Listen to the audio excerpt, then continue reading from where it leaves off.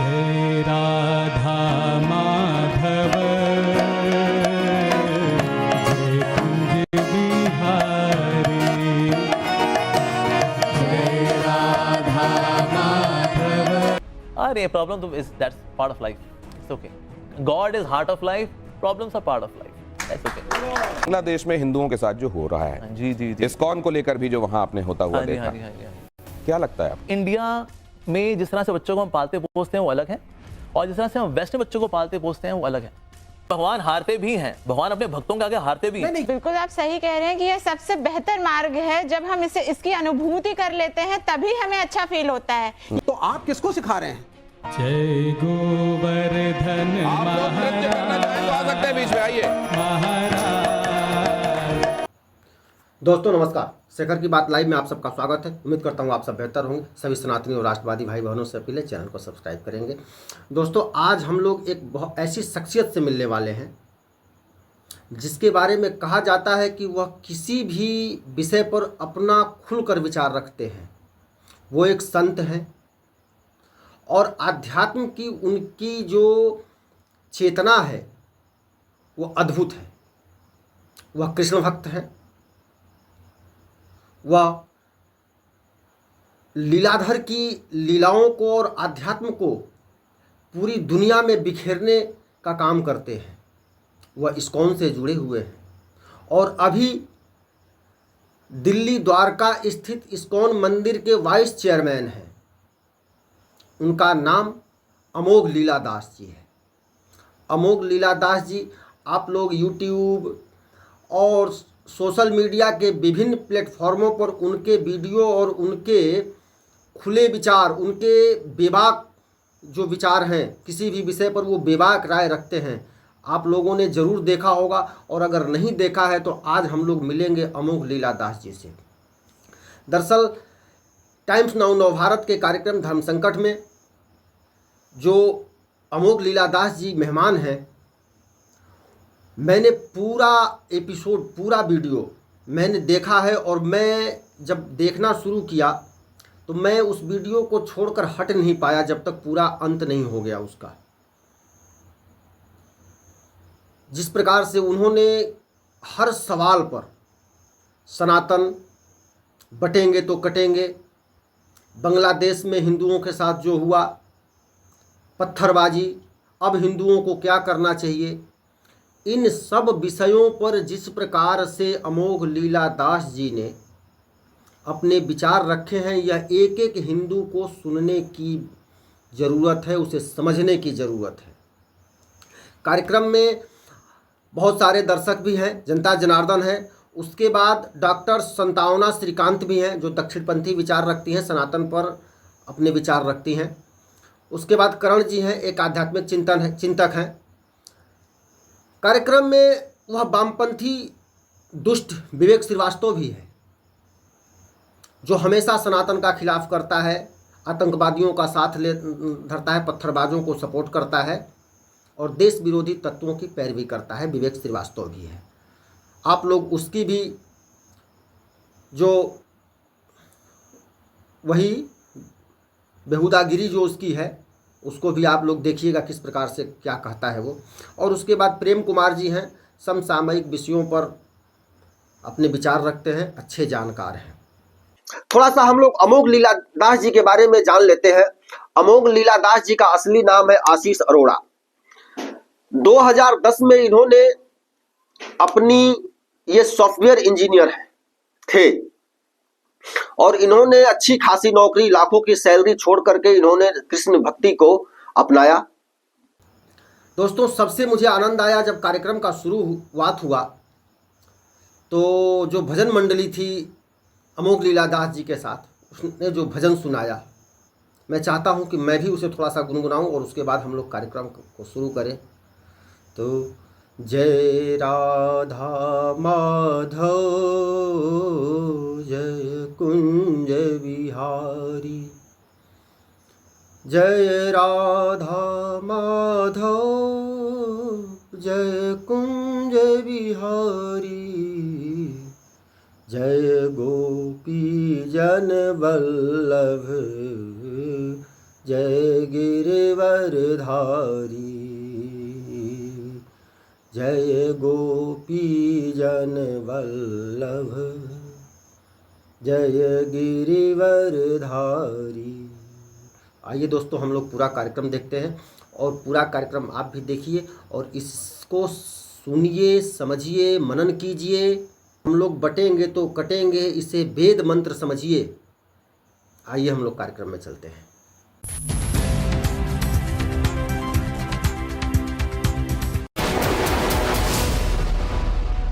बहुत स्वागत है आपका हमारे इस खास कार्यक्रम धर्म संकट में। और आज हम जिनसे चर्चा करने वाले हैं वो उनकी बातें भगवान के अस्त्र की ही तरह अमोघ भी हैं, मतलब जाती हैं तो असर करती हैं। वो लीलाधर के फॉलोअर हैं, इनके पुजारी हैं, उनके बताए हुए रास्ते पर चलते हैं और वो खुद को उनका दास कहते हैं। राम ते अधिक राम कर दासा। और इस तरीके से आप समझ सकते हैं कि आज हम जिन अमोघ लीला दास से बातचीत करने वाले हैं वो कितनी महत्वपूर्ण है। हमको अपने सनातन को लेकर क्या सोच रखनी चाहिए, हमारे जो स्पिरिचुअल रिलीजियस लीडर्स हैं उनको लेकर हमें क्या सोचना समझना चाहिए, उनकी दी हुई कितनी बातों को कितना ग्रहण करना चाहिए या किस तरीके से मोरल पुलिसिंग जब कहा जाता है कि नहीं किया जाना चाहिए, वैसे में कितनी बातों को ग्रहण करना चाहिए, कितना नहीं। इन तमाम बातों पर हम चर्चा करेंगे। आज हमारे साथ अमोघ लीला दास जी जुड़ रहे हैं। आपको ले चलता हूं वहां जहां आपका इंतजार हो रहा है। कैसे हैं आप? धन्यवाद जी, बहुत बहुत धन्यवाद आपका। I am doing pretty well, जय प्रभु की। आप इस उम्र में जब लोग सांसारिक कामों में लगे होते हैं तब आप भगवान की सेवा में और लोगों में अलख जगाने के काम में लगे हुए हैं। हाँ जी। ये ऐसा तो नहीं है कि आप जिन कामों को आपको करना चाहिए था, जो उत्तरदायित्व था आपका, आप उससे अलग हट गए और आपने कुछ और चुन लिया? बिल्कुल सही बात है, हमने अलग चुन लिया है क्योंकि एक होती है छोटी वाली अपनी फैमिली और एक होती है पूरी दुनिया की फैमिली। हाँ। तो इस तरह से हमने सोचा भाई ये कहाँ 4-5 लोगों का परिवार होता है, पूरी दुनिया को परिवार बनाते हैं। You are my family, so whole world is my family. तो पूरा जगत मेरा परिवार है। तो इससे जैसे आप देखो, कुछ लोग ऐसे होते हैं जो कि ना बीएसएफ के नौजवान बनते हैं। ज्यादातर लोग सिविलियन ही हैं, वेरी गुड। लेकिन कुछ बीएसएफ के नौजवान भी चाहिए। उस तरह से ज्यादातर लोग तो गृहस्थी बनते हैं। अच्छी बात है। लेकिन कुछ ब्रह्मचारी भी चाहिए, साधु भी चाहिए, ताकि रक्षा कर सकें। भला किसकी रक्षा? एक तो होती है बॉर्डर की रक्षा और एक होती है जगत के अंदर मोरालिटी की बाउंड्री की रक्षा। तो इसलिए कुछ है साधु लोग भी चाहिए होते हैं। तो हमने सोचा चलो हम बीएसएफ के नौजवान बनते हैं, यानी भक्ति सिक्योरिटी फोर्स। भक्ति सिक्योरिटी फोर्स में सोच ही रहा था कि बीएसएफ का अमोघ लीला दास जी के संदर्भ में इस एब्रिविएशन का फुल फॉर्म क्या निकाला जाना चाहिए। प्लीज अपना आसन ग्रहण करें। बहुत स्वागत है आपका टाइम्स नाउ नव भारत के इस मंच पर। बहुत स्वागत है। आपने अमोघ लीला दास जी का परिचय तो आपको मिल गया धर्म संकट में। अब जनता जनार्दन जो हमारे साथ जुड़ी हुई है, जिनको भगवान का ही रूप माना जाता है, वो हमारे साथ यहाँ पर हैं। उनके लिए मैं उनको प्रणाम करता हूँ, उनका बहुत स्वागत करता हूँ। और उसके बाद आज के हमारे खास मेहमानों से भी आपको मिलवा देता हूँ। डॉक्टर सांत्वना श्रीकांत हमारे साथ जुड़ रही हैं। दक्षिणपंथी विचारों के लिए सनातन से जुड़े हुए मसलों पर अपने विचार रखती हैं, उनका बहुत स्वागत है। हमारे साथ करण जी भी जुड़ रहे हैं। वो भी इस उम्र में, वही जो आप बीएसएफ कह रहे हैं, वो प्रकारांतर से वो भी बीएसएफ हैं और थोड़ा सा आपको गणवेश भी वही लग रहा होगा, है ना? तो बहुत स्वागत है करण आपका भी। लेकिन हमारे साथ विवेक श्रीवास्तव हैं, वामपंथी विचारक हैं और खास तौर से आडंबरों पर उनका बड़ा कड़ा प्रहार होता है। उनको कहाँ आडंबर दिखाई देता है और कैसे वो डिमार्केट करते हैं आडंबर और नॉन आडंबर में, उनसे हम समझेंगे। प्रेम कुमार जी हमारे साथ जुड़ रहे हैं। आप जानते हैं समसामयिक विषयों पर उनकी टिप्पणियां, उसके लिए वो जाने जाते हैं और कई बार वो सत्ता के विरुद्ध खड़े होकर भी उनको जो जायज लगता है वो कहने के लिए जाने जाते हैं और इसके लिए साहस चाहिए। बहुत स्वागत है आप सभी का हमारे इस शो में। और हमारे साथ ये दिव्य भजन मंडली भी है। भगवान श्री कृष्ण के नाम का संकीर्तन, कहते हैं नाम जो है वो सबसे बड़ा है। नाम ही है वो जिसमें पत्थर तैर गए, नाम ही वो है जिसको आप स्मरण कर करके भवसागर भी पार कर जाते हैं। तो मैं चाहूंगा कि सबसे पहले उनके संकीर्तन की पावन धुन के साथ ही हम इस चर्चा की शुरुआत करें। जय राधा माधव, जय कुंज बिहारी, जय राधा माधव, जय कुंज बिहारी, जय गोपी जन वल्लभ, जय गिरिवर धारी, जय गोपी जन वल्लभ, जय गिरिवर धारी,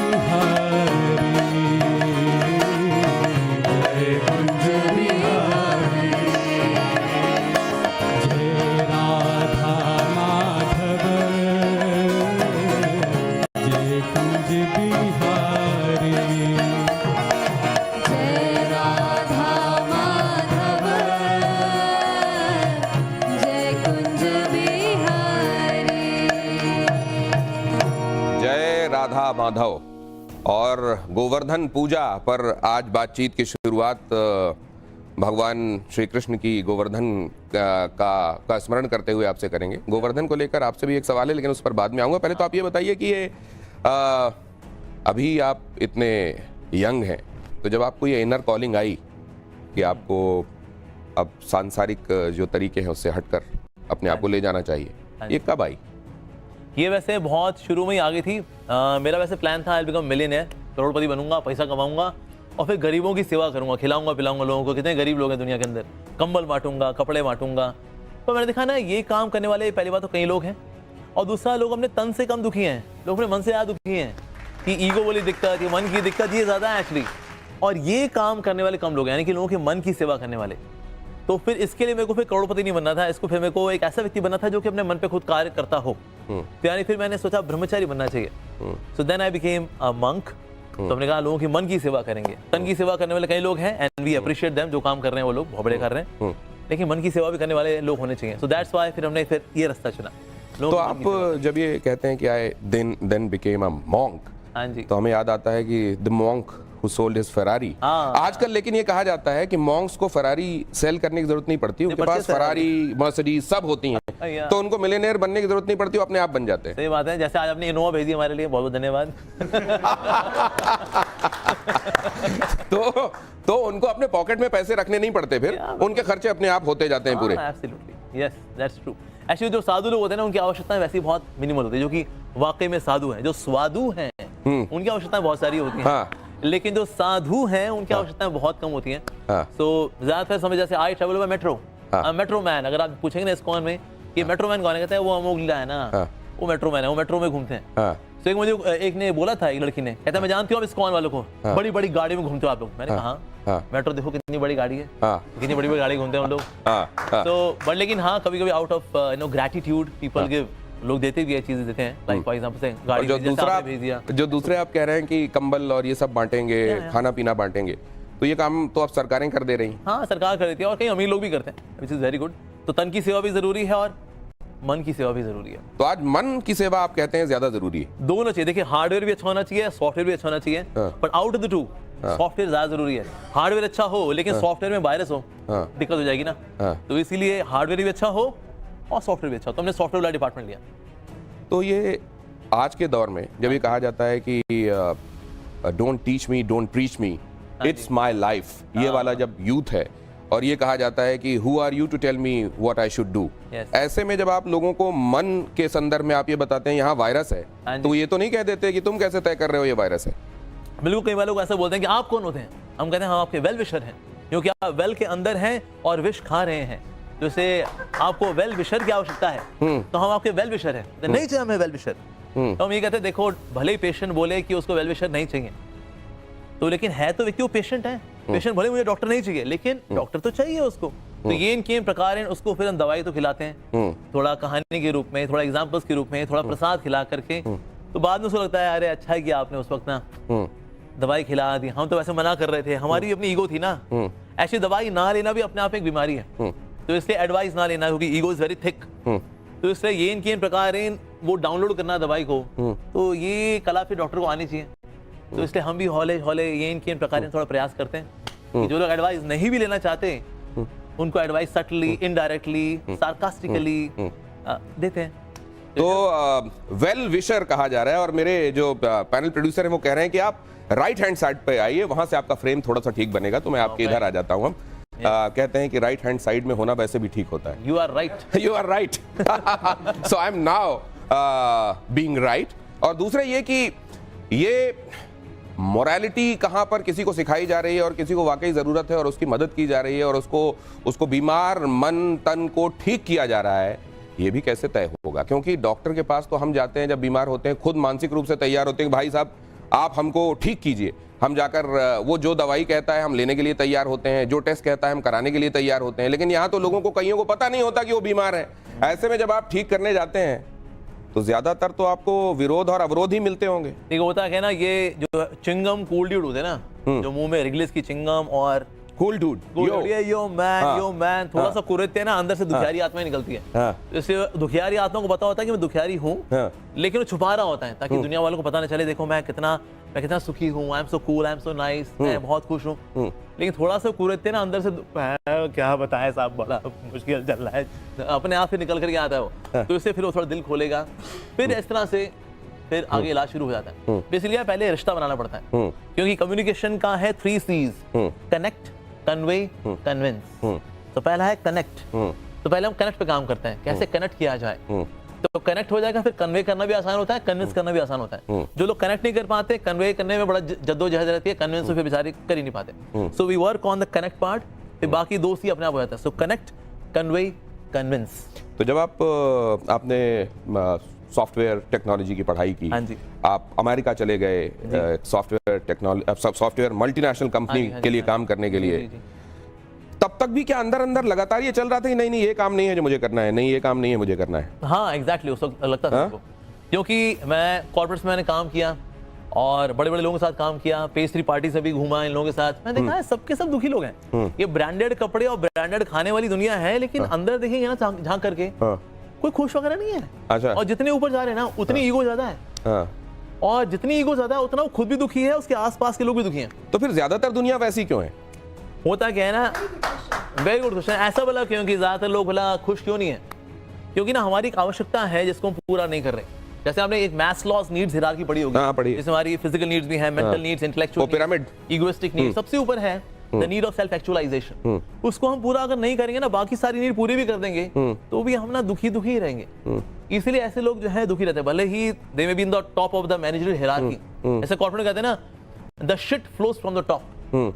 तो गंदगी जो है ऊपर से आती है, जो ऊपर दुखियारी आत्मा बैठी है वो पूरे कॉर्पोरेट को दुखी कर देती है। But nectar also flows from the top. तो अमृत भी ऊपर से आता है, यानी कि लीडर अगर खुश होगा, विजनरी होगा, कैरेक्टर वाला होगा, प्योर होगा, जेन्युइन होगा, तो ये सारी वैल्यू फिर कैस्केड होती है पूरी ऑर्गेनाइजेशन के अंदर। तो प्रधानमंत्री नरेंद्र मोदी को कैसा मानते हैं आप? अरे ऑसम लीडर, सैल्यूट है उनको। ऐसे लीडर की तो आवश्यकता थी भारत को। तो इसलिए 2014 में जो है किस्मत खुली है भारत की कि हमें नरेंद्र मोदी जैसे उज्जवल प्रधानमंत्री मिले। तो प्रधानमंत्री अपना काम कर रहे हैं और आपके हिसाब से वहां से वो अमृत बह रहा है जो नीचे की तरफ तक आता है, वो गंगा बह रही है। Absolutely. और इसके बावजूद जो हम ये विषमताएं कई बार देखते हैं, हम कई बार धर्म के कार्यक्रमों में, आयोजन में पत्थरबाजी देखते हैं, या कहीं पर कोई जुलूस निकल रहा होता है उसमें से किसी को पकड़कर मार दिया जाता है। ये सब घटनाएं जब आप देखते हैं तो आपको क्या लगता है?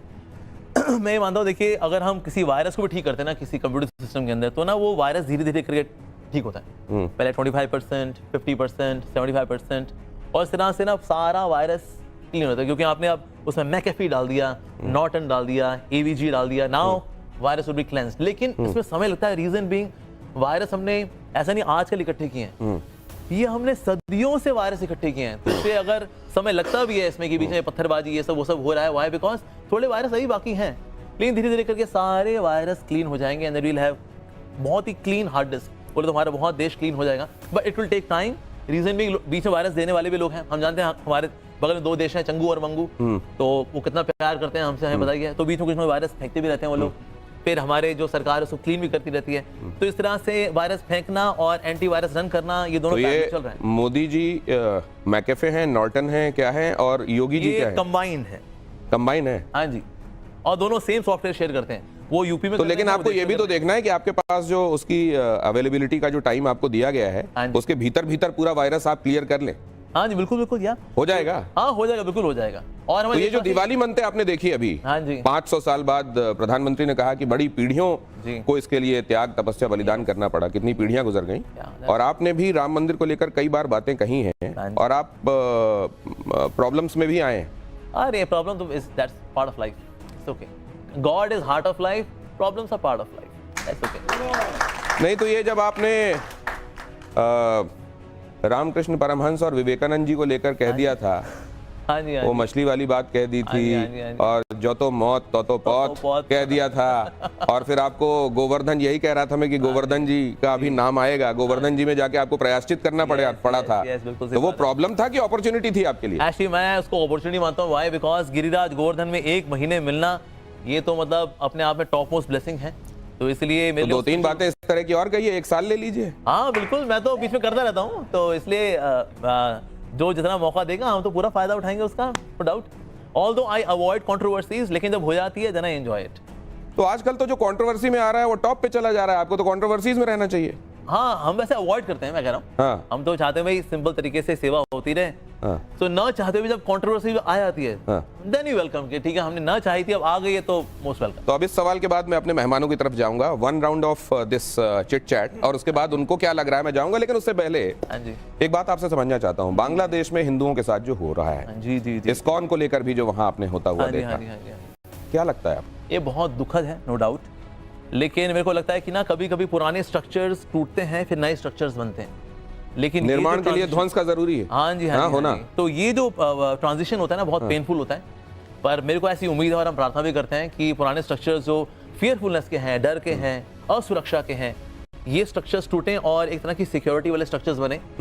सो होता है उस ट्रांजिशन में थोड़ा समय लगे। कल मैं ट्विटर के कुछ थ्रेड्स देख रहा था, जी जी जी, उसमें किसी ने पोस्ट किया था कि हम तो उम्मा की वजह से, मुस्लिम ब्रदरहुड की वजह से फिलिस्तीन के साथ कनेक्ट करके खुद को देखते हैं, लेकिन ये यहाँ के लोगों को क्या हुआ है, ये किस लिहाज से इजराइल को अपना बाप माने बैठे हैं। हालांकि ये उनकी लैंग्वेज ठीक नहीं थी, लेकिन इस तरह की मानसिकता जो है उसको आप कैसा मानते हैं? इजराइल को अपना बाप माना भर कौन मानता है? हम of course no doubt Israel हमारा मित्र है, नो डाउट, क्योंकि उसकी भी जो पॉलिटिकल सिचुएशन है और हमारी ऑलमोस्ट सेम ही है, तो इसलिए कहीं ना कहीं हम थोड़ा कनेक्ट भी करते हैं। ऑल्दो एग्जैक्टली वैसी नहीं है, बहुत सारे डिफरेंसेस भी हो सकते हैं। डिफरेंसेस नहीं है, लेकिन- भारत का स्टैंड अलग रहा है 1947 से। आप पहले ज्ञान को बढ़ाइए थोड़ा। जी बिल्कुल बिल्कुल, मैं बिल्कुल मानता हूँ। तो हमारे ऐसा नहीं कि एग्जैक्ट कॉपी पेस्ट ही है, लेकिन हाँ दोनों तरफ से हमारे एक रिलेशनशिप अच्छे भी रहे, सो उसके भी अपने कारण रहते हैं। सो लेकिन हाँ ये जियो पॉलिटिक्स में कुछ ना कुछ होता रहता है नया नया, so that's the way it is. Controversies वो अवॉइड करते हैं, और लेकिन गोवर्धन जी में जाने की अपॉर्चुनिटी वो मिस नहीं करना चाहते। तो अब मैं जानना चाहता हूं कि यहाँ कितना गोवर्धन जाने के रास्ते आगे बनते हुए दिखाई दे रहे हैं। पहले विवेक आप ही। देखिए, पहली चीज है जबरदस्ती के डॉक्टर मत बनिए। हाँ जी हाँ जी, और जबरदस्ती ये कहना कि साहब दुनिया पूरी दुखी है और दुखी दुख है, हाँ जी हाँ जी, तो आई थिंक एनालिसिस आपका गलत है। State of, let me complete, state of mind है। जी जी आप एक दिन के अंदर कुछ टाइम सेटिस्फाइड होते हैं, कभी खुश होते हैं, कभी दुखी होते हैं। It is a part of life. जी जी, अब आप अपनी स्पिरिचुअल टेक्नोलॉजी को अगर सेल करना चाहते हैं तो उसके लिए आप कंट्रोवर्सीज ना करें। मैं इस्कॉन पे आऊंगा और आपसे कुछ प्रश्न पूछूंगा। जी जी, 70s और 80s के दशक में इस्कॉन के ऊपर चाइल्ड अब्यूज का एक मेजर एलिगेशन था। हाँ जी, हाँ जी। 1000 से ज्यादा बच्चों ने कंप्लेन की थी, जिसमें बच्चे 3 साल के थे। सुनते जाइए। हाँ जी, हाँ 400 मिलियन से ज्यादा बड़ा लीगल सूट था। यूनाइटेड स्टेट्स ऑफ अमेरिका और इंडिया के भी बच्चे उसमें इन्वॉल्व थे। मीडिया में रिपोर्ट्स हैं। जी जी जी, किस स्पिरिचुअल टेक्नोलॉजी की आप बात कर रहे हैं? और प्रभुपाद ने फिर भी कहा, आपके जो फाउंडर थे, कि I would not like parents interfering in the children's education in ISKCON. क्या ये सही है? जी। ये मेरा पहला सवाल है। तो आप दुनिया को जरूर, आपने प्रवचन दे दिया साहब बहुत बड़ा कि हम तो दुखों के खिलाफ है, तो दुख खराब हो जाएगा। ये 1000 बच्चे कौन थे? तो अब नटशेल में आपकी बात को मैं ले जाता हूं उधर। ये मेरा पहला एक तो सवाल। ये स्पिरिचुअल टेक्नोलॉजी, ये जबरदस्ती आपने एक नया टर्म इजाद किया है। स्पिरिचुअल टेक्नोलॉजी, असल में वो सॉफ्टवेयर टेक्नोलॉजी से स्पिरिचुअल टेक्नोलॉजी में आ गए हैं, और एक तरीके का बिजनेस। उन्होंने कहा ये ना बेचें, जबरदस्ती ना बेचें, जिसको जरूरत है ना बेचें। दूसरा वो कह रहे हैं कि असल में क्या ये एक आवरण है, और इसकी आड़ में बहुत सारे काम ऐसे होते हैं जो असल में जो बदमजगी पैदा करते हैं। वो ये सवाल बहुत अच्छा सवाल है जी, कि क्या हम ऐसा तो नहीं कि हम जबरदस्ती क्यों डॉक्टर बने भला लोगों का, और ऐसा नहीं कि लोग दुखी ही हैं। नहीं, एक्चुअली लोग दुखी हैं। अगर आप स्टैटिस्टिक्स देखेंगे, every 40 second there is suicide happening in the world. अगर हम 40 काउंट करें कोई सुसाइड कर रहा है, तो हम इसको सुखी संसार नहीं मानेंगे। एक्चुअली डिप्रेशन केसेस जो है बहुत तेजी से बढ़ रहे हैं। आज यूथ में देखिए आप, ड्रग एडिक्शन है, लेजीनेस भी है। ये जेनजी का आप हाल देखिए, जेनजी के ऊपर कितने आर्टिकल्स आप पढ़ सकते हो। इनमें लेजीनेस भी है, इनमें डिसरिस्पेक्टफुल भी है एटीट्यूड, इनमें ईगो भी है, इनमें डायरेक्शनलेस भी है, और में केओटिक थिंकिंग भी है। अब ये बहुत कॉमन सिम्टम्स हैं आज की यूथ में। अगर आप देखें, बोले नहीं दुख नहीं है, पर एक्चुअली दुख है। तो इसीलिए दुखों के ऊपर काम करने का हमें प्रयास करना चाहिए। तो तन के ऊपर भी कार्य करना चाहिए और मन के ऊपर कार्य भी करना चाहिए। तो इसलिए इस्कॉन इस तरह से कार्य कर भी रहा है।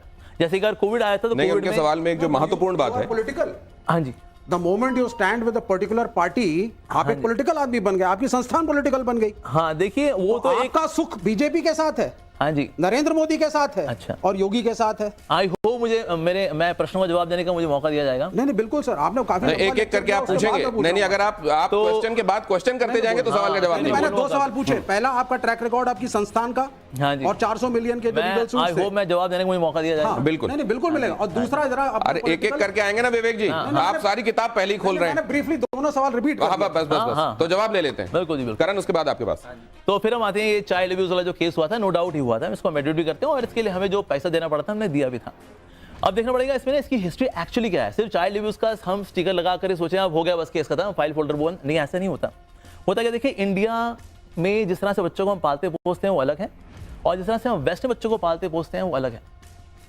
इंडिया में माता पिता बच्चों को थप्पड़ मार देते हैं, इट्स ओके, क्योंकि हम कहते हैं ठीक थोड़ी बहुत चपैट जरूरी है, जो बच्चा बिगड़ रहा होता है दैट्स रिक्वायर्ड। लेकिन वेस्ट के अंदर आप देखेंगे अगर माता पिता जो है बच्चों को मारते हैं तो that becomes a police case, कि बच्चे का यहाँ पर एक्सप्लॉयटेशन हो रहा है। तो वहां एक्चुअली वो हुआ था। नो, मैं एक बार मैं आई होप मुझे पूरा मौका दिया जाएगा बोलने का। Let him complete Vivek ji, don't try to cover. Let him हाँ, मैं कवर बिल्कुल नहीं कर रहा हूँ। इसको ने अपोलोजाइज किया है इसके लिए। मैं बिल्कुल अपोलोजाइज किया भी है, और क्यों किया है मैं आई होप मुझे मौका दिया जाएगा जी, लेकिन आप कवर अप ना करें। मैं कवर अप नहीं कर रहा हूँ, मैं समझा रहा हूँ। अगर आप उसको सुनने को तैयार नहीं फिर तो आप जो बोलना चाहिए आप उसको लिपापोती करके लिपापोती नहीं कर रहा हूँ। देखो अगर आप एक्सप्लेनेशन को लिपापोती मानेंगे फिर तो गलती हुई थी, आगे नहीं करेंगे। गलती हुई थी, लेकिन उसके लिए प्रोवाइड आपको सुनने को तैयार तो होना पड़ेगा ना जी। अगर सुनना ही नहीं है फिर तो ठीक है, आप बोलिए, हम सुनते हैं। वहां क्या नहीं, लिपापोती ना करें। लिपापोती बिल्कुल भी नहीं है। Explanations can not be tagged as लिपापोती, वो नेगेटिव थिंकिंग है। मुझे लगता है विवेक आपने सवाल किया है और दर्शक हम सबसे ज्यादा डिसर्निंग है, वो समझ जाएंगे कि आपके सवालों का जवाब मिल रहा है या लिपापोती हो रही है। जी या तो एक तो हमें ये समझना पड़ेगा जिस तरह से हम बच्चों को पालते पोसते हैं इंडिया के अंदर, जिस तरह से वेस्ट में पालते पोसते हैं, बहुत अंतर है। इसमें मूवी भी बनी हुई है like miss Chatterjee versus Norway, जहां वो बच्चे को पालती पोसती है, वो थोड़ा सा स्ट्रिक्ट होती है, लेकिन वो नॉर्वे पुलिस कहती है ना ये तो गलत है, ये तो एक्सप्लॉयटेशन बच्चे का। तो इसीलिए बच्चे का पालन पोषण जिस तरह से वेस्ट में होता है और इंडिया में होता है वो अंतर।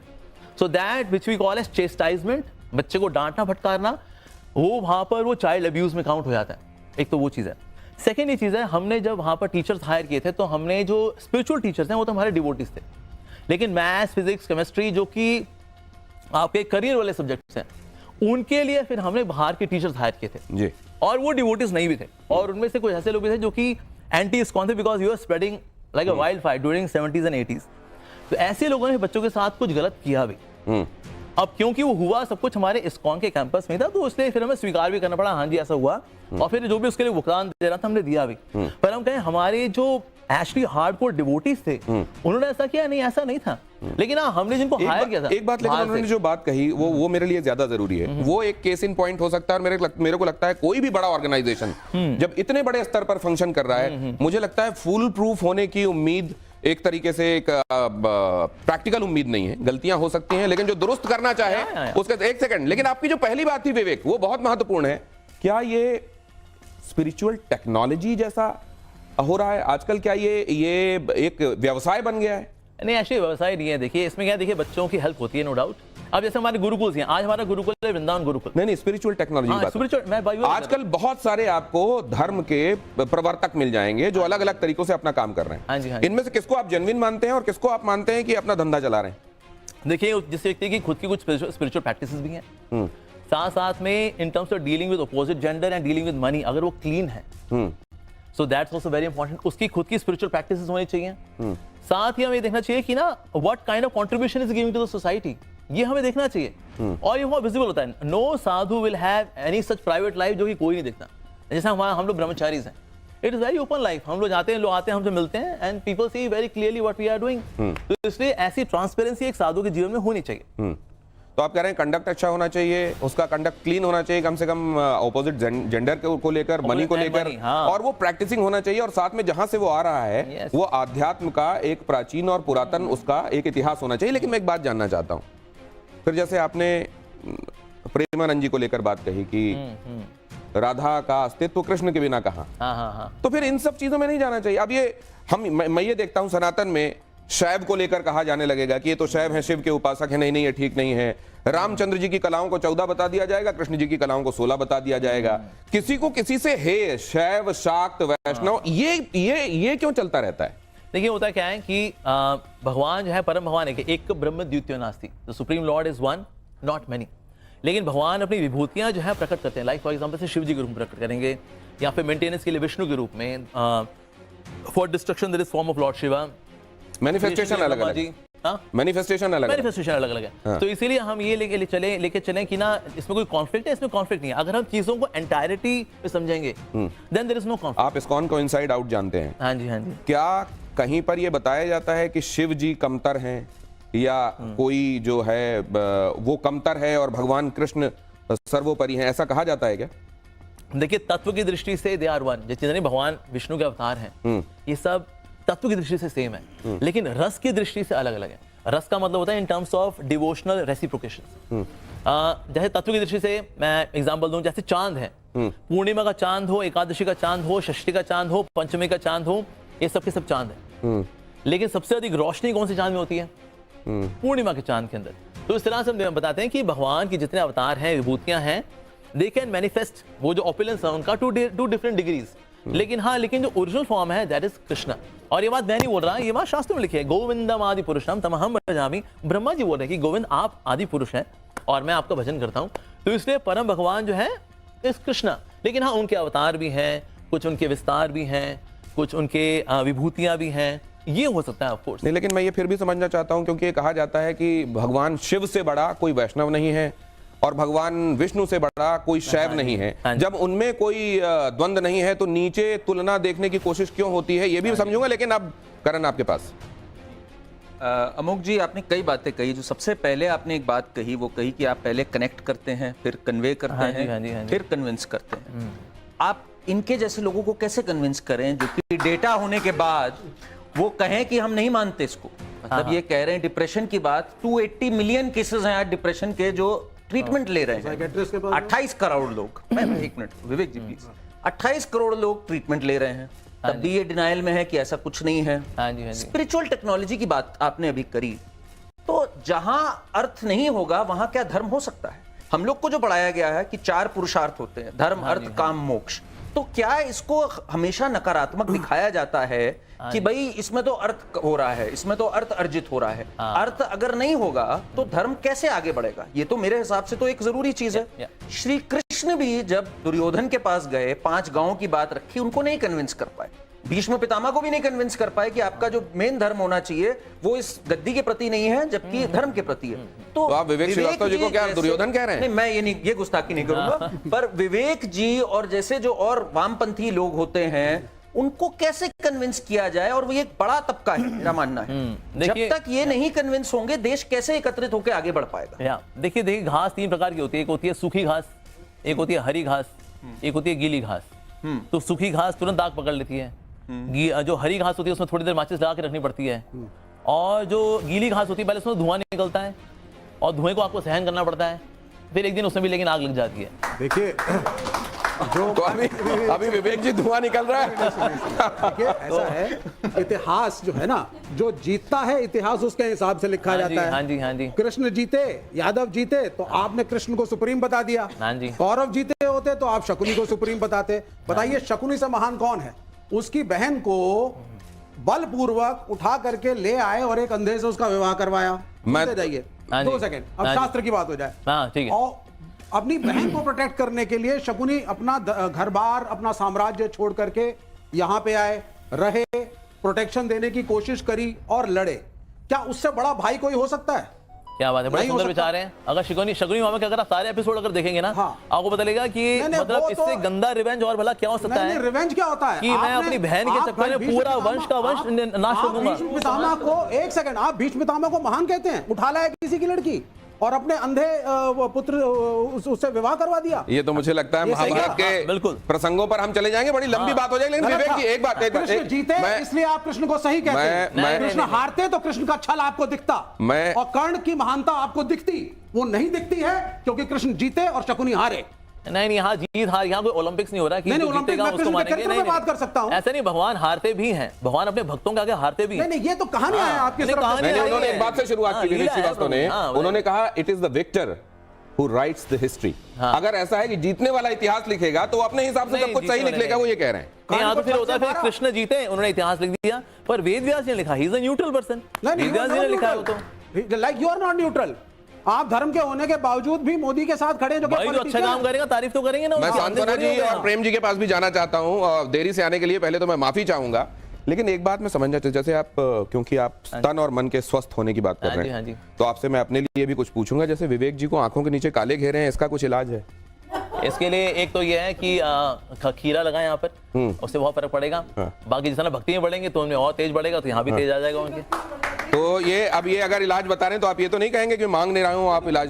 भाई सबका स्वागत है, लेकिन जो भाई अब मुझे अगर छल दिखता है। चलिए अब आगे चलते हैं, समझते हैं कि हरी, गीली और सूखी घास कहाँ कहाँ कैसी क्या मिलती है। लेकिन पहले सांत्वना जी, ये जब बातें कही जाती हैं कि आप अगर अध्यात्म के और भक्ति के मार्ग पर चल रहे हो तो सर्वश्रेष्ठ मार्ग है, ये क्या एक पलायनवादी विचार है? जब दुनिया के झंझावातों से आप किनारा करके खुद को सांत्वना देते हैं क्या? मैं सांत्वना जी से सवाल पूछ रहा हूं कि अपने आप को एक सोलैस देते हैं क्या कि चलो ये सबसे अच्छा मार्ग है क्योंकि आप दूसरी चीजों से लड़ नहीं पाए, या असल में ये सबसे बेहतर है, जिसको समझ में आ जाता है वही अपने जीवन में श्रेष्ठ कर पाता है? बिल्कुल आप सही कह रहे हैं कि ये सबसे बेहतर मार्ग है। जब हम इसकी अनुभूति कर लेते हैं तभी हमें अच्छा फील होता है। ये वो कोई नहीं समझ सकता जिसने इसकी अनुभूति नहीं की है।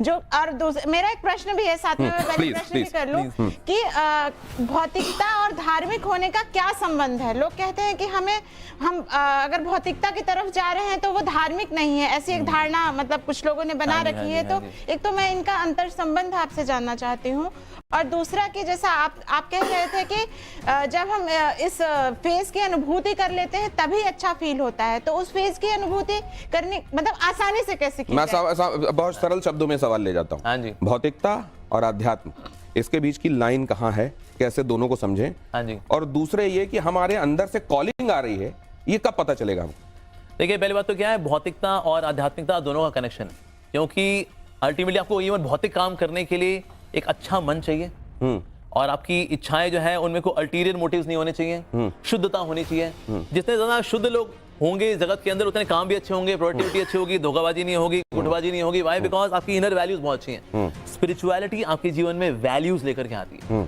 तो इसीलिए अगर हर व्यक्ति स्पिरिचुअल होगा तो हर व्यक्ति के पास वैल्यूज होंगी। वैल्यूज होंगी तो जो काम करें, चाहे किसी फील्ड में काम करें, चाहे वो कोई कस्टमर सर्विस में हो, चाहे कोई बिजनेस क्लास हो, चाहे कोई होम मेकर हो, स्टूडेंट हो, वैल्यूज वाले लोग होंगे ना तो पूरा जगत अच्छा होगा। तो वैल्यूज वाला कहां से आती है? स्पिरिचुअलिटी से आती है। Values, spirituality. एक विवेक जी आ रहा हूं। आपने बात कही है इस्कॉन बैंगलोर और इस्कॉन कलकत्ता, डिस्प्यूट याद है आपको? बिल्कुल याद है। इस्कॉन कलकत्ता ने इस्कॉन बैंगलोर पे केस करा साहब, बोला इन्होंने करी है बसों में धांधली। वो गया कोर्ट में, कोर्ट में गया तो कोर्ट का ऑब्जर्वेशन था कि ये दो इस्कॉन के घटक दल आपस में लड़ते झगड़ते हैं और पर्सनल वेंडेटा को फ्रिवलेस वर्ड यूज करके कोर्ट में ले आए। तो आप किसको सिखा रहे हैं? हम ये सिखाना चाहते हैं, स्वयं को सिखाइए पहले। बिल्कुल हम सीखे हुए हैं, और हम ये बताना चाहेंगे भले ही देखिए इस्कॉन बैंगलोर हो या फिर इस्कॉन इंडिया हो, लेकिन हम लोग जब कभी आपस में मिलते हैं, उनके डिवोटीज हमारे यहाँ दर्शन करने के लिए भी आते हैं, हम भी उनसे मिलते हैं, वो भी यहाँ प्रसाद पाने के लिए आते हैं। हमारे यहाँ ऐसा नहीं कि जब देखे तो आंखों सिंगारियां निकलती हैं और किसी की आंख खुल जाती है, प्रेम को भस्म कर देते हैं, ऐसा बिल्कुल नहीं होता। प्रेम जी के पास जाने से पहले विवेक बात पे कॉन्फ्लिक्ट जो है हो सकता है, that can be solved in a very legitimate way, तो वो हो रहा है, दैट्स ओके। अपने विवेक से काम लीजिए कहा जाता है। विवेक जी हर बार आ जा रहे हैं विवेक को जागृत करने के लिए। आप थोड़ा प्रेम से भी काम लेते हैं और प्रेम जी के पास जाते हैं। लेकिन उससे पहले एक सवाल मैं आपसे जानना चाहता हूं। बिल्कुल जी। आपने प्रधानमंत्री के संदर्भ में अपने विचार व्यक्त किए। बिल्कुल जी। भारतीय जनता पार्टी के बारे में भी आपने बोला। कांग्रेस के बारे में आपका क्या विचार? कांग्रेस ने क्या करें, मैं एक पढ़ रहा था एक स्टेटमेंट, जैसे कि हर पार्टी ऑफ कोर्स जैसे कि कार्य करती है, सो नो डाउट कुछ अच्छे कार्य भी किए हैं कांग्रेस के और हमें तारीफ भी करनी चाहिए। लेकिन हाँ, जहां पर अगर कुछ कमी रही है, जैसे आजकल हम देखते हैं लीडरशिप एक स्ट्रगल है विच सीन बाय एवरीवन, तो वो चल रहा है फिलहाल कांग्रेस के अंदर। तो कांग्रेस क्या कर रही है क्या नहीं कर रही है, वो आप देख रहे हैं। जो जितने वोट भारतीय दे रहे हैं उस हिसाब से भारतीय समझ पा रहे हैं कि अभी देश को कौन आगे लेके जाएगा, तो उसमें हम कौन होते हैं। तो प्रियंका आप सामने आ रही हैं, लीडरशिप की प्रॉब्लम हल हो जाएगी अगर प्रियंका आ जाए सब? मेरे ख्याल से अभी उनको काफी कुछ सीखना बाकी है, तो सीखेंगी वो। और ये जो आपने कहा कि हाँ कुछ काम किए हैं, मतलब वो बस बहुत बड़े में से बड़े चंद काम है जो अच्छे हुए। हाँ, 70 साल में जितना और हो सकता था उतना तो मेरे ख्याल से नहीं हो पाया, पर यस जो कुछ भी उन्होंने किया है उसके लिए हमको धन्यवाद भी देते हैं। लेकिन हाँ, जो कहीं पेशी रह गई है तो वो आगे और अच्छी होगी, वी प्रे फॉर दैट। कहीं इसलिए तो आप नाराज नहीं रहते क्योंकि स्वरूपानंद जी ने एक बार ये कहा था और उनको माना जाता था कि वो थोड़ा कांग्रेस की तरफ इंक्लिनेशन रखते हैं। उन्होंने कह दिया था कि ये देखिए मिशनरी के लिए इस्कॉन काम करता है, ये कन्वर्जन पे काम कर रहे हैं, कहीं इसलिए तो नाराज नहीं रहते? देखो, आइडियली उनको इस बात की तारीफ करनी चाहिए कि पूरी दुनिया के अंदर चाहे वो अफ्रीकन्स हो, चाहे वो यूरोपियंस हो, अमेरिकन्स हो, जापानीज हो, चाइनीज हो, इन सबको सनातन धर्म में लेकर के आ रहा है इस्कॉन। तो बल्कि मेरे को हम तो उम्मीद कर रहे थे वो शायद तारीफ करेंगे इस बात की कि देखो यहाँ पर भी लोग हरे उनके आरोपों में सच्चाई थी क्या थोड़ी भी? 0% सच्चाई। कहीं ना कहीं यहाँ तो हो सकता है ही वाज मिसइन्फॉर्म्ड, ऐसा हो सकता है। और कभी कभी कुछ लोगों के अंदर ईर्ष्या द्वेष भी होता है, कुछ इस वजह से भी लोग बोल देते हैं। अब प्रेम जी के पास जाना ठीक है। प्रेम जी बताइए। देखिए, यही तो मुश्किल है कि धर्म राजनीति के बारे में जो आमंत्रित करता है राजनीति को कि आइए हमारे धार्मिक चीजों को अपने अंडर ले लीजिए। भाई, इतना बड़ा राम मंदिर प्राण प्रतिष्ठा समारोह हुआ, 4 शंकराचार्य सभी उससे दूर रहे और उसमें पूरी राजनीति ही राजनीति। मैं डिटेल में नहीं जा रहा।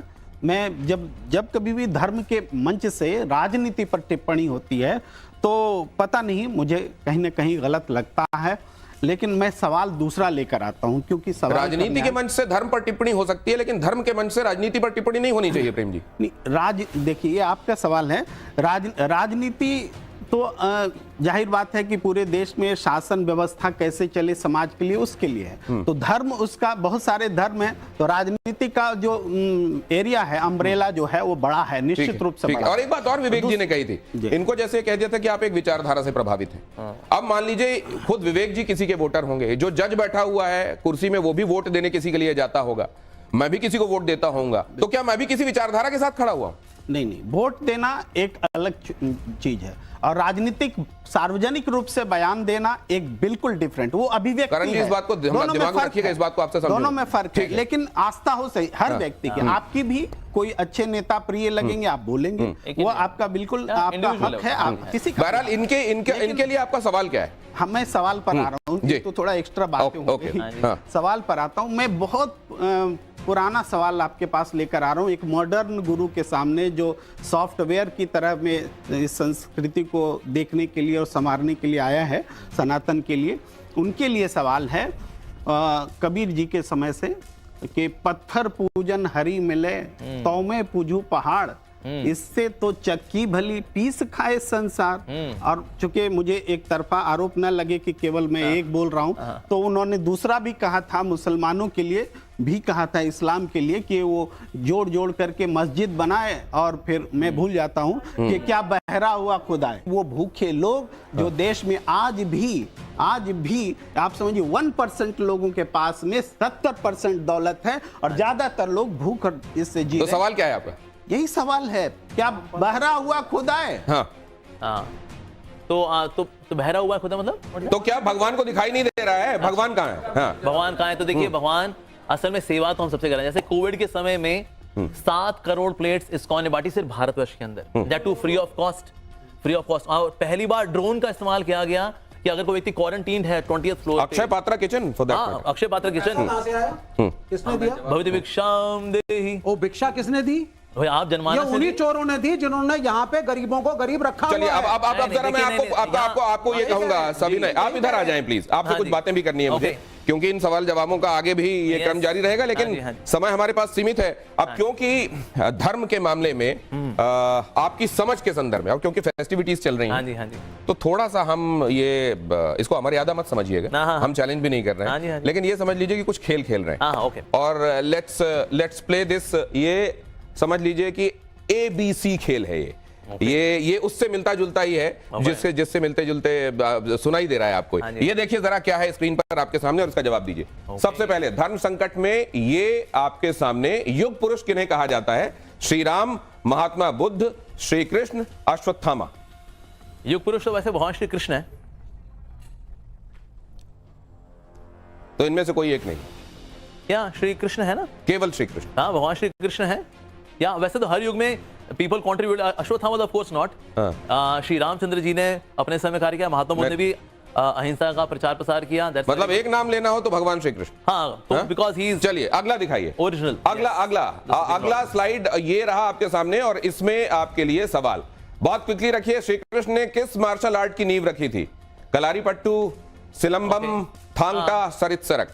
वैसे तो वो मार्शल आर्ट सिखाने के लिए नहीं आए थे, लेकिन फिर भी अगर हम देखें इंडियन आर्ट तो फिर कलारीपट्टू ही है, कुंफू की। वैसे बौद्ध धर्म एज अ पर्सन जिन्होंने कलारी पट्टू शुरू किए थे, बाकी तो ऑफ कोर्स नहीं आएंगे। चलिए ये फैसला आप कीजिएगा कि इनमें से जवाब कितने सही है। मैं इसका फैसला लॉक करके, और कोई इनाम भी नहीं है इसलिए इस तरफ मैं आगे नहीं बढ़ूंगा। श्री कृष्ण को सुदर्शन चक्र किसने प्रदान किया था? शिव, ब्रह्मा, परशुराम या इनमें से कोई नहीं? परशुराम जी ने दिया था वैसे। परशुराम ने। तो अब यहाँ डिफरेंशिएशन भी समझ में आ गया होगा, क्योंकि आजकल ये काफी चर्चा में भी है। आगे देखिए आप, ये सवाल क्या कहता है और जवाब क्या क्या है। श्री कृष्ण ने गुरु दक्षिणा में अपने किस गुरु के मृत पुत्र को जीवित किया था? संदीपनी, नेमिनाथ, वेदव्यास या घोर अंगिरस? संदीपनी मुनि। संदीपनी मुनि। चलिए, बहुत सारे लोगों को यह भी नहीं मालूम है कि उज्जैन में संदीपनी जी का आश्रम है, कभी जाइए तो दर्शन करके आइए। अगला देखिए, ये क्या है? श्रीमद् भगवत गीता में कुल कितने श्लोक हैं? 470, 700, 700। वेरी श्योर, एक बार में जवाब आया। आगे देखिए, ये अगला बहुत जल्दी से प्ले कीजिए, इतना डिले मत कीजिए। श्रीमद् भगवत गीता के कितने श्लोकों की रचना अर्जुन ने की थी? 84।